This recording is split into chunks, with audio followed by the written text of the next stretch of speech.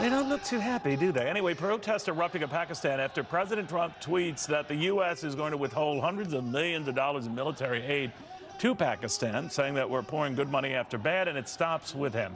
Kentucky Senator Rand Paul actually just got off the phone with President Trump. Of course, the senator is a member of that key Foreign Relations Committee. Of course, he wields tremendous influence on Capitol Hill. Senator, good to see you. Good to see you, Neil. Thanks for having me. This issue and this money, why now, Senator? You just got off the phone with the president. Why now?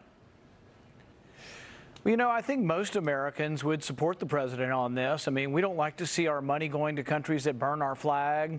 In Pakistan, they incarcerate Christians. There's a Christian, Asia Bibi. He's been on death row for 5 years. They put Dr. Shakil Afridi in jail for 33 years. He's the guy that helped us get bin Laden. They seemed to look the other way when bin Laden was there for over a decade.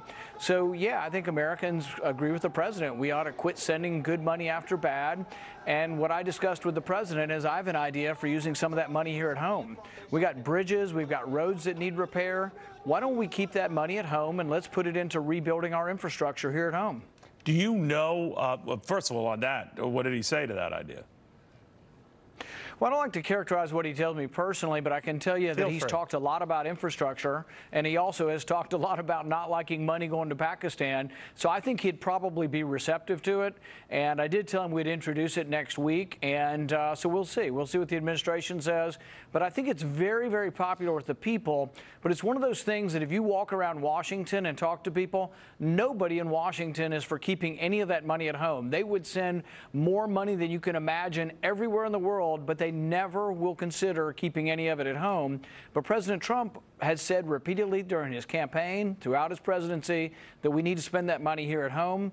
And I'm going to put legislation out there, and let's see if we can get Congress to vote on spending some of that money here. You know, when you were running for president, to say nothing of your senatorial career, you also had serious questions about the billions we give abroad and to get little of it back, certainly even in respect, let alone you know, thanks.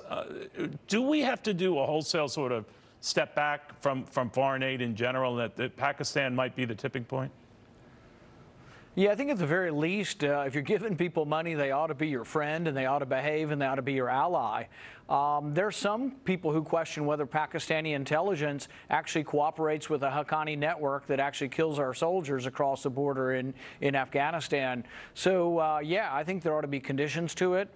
We also shouldn't give money to countries, one, that have mass protests burning our flag, and where the government itself condones putting Christians in jail for gossip. Basically, someone said that this woman said something bad about Islam, and she denies it, and she happens to be a Christian, and they've had her in jail now for 8 years. Her name's Asia Bibi. There's no reason in the world we should give them 1 penny when they put Christians in jail or when they put people in jail that helped us to get bin Laden.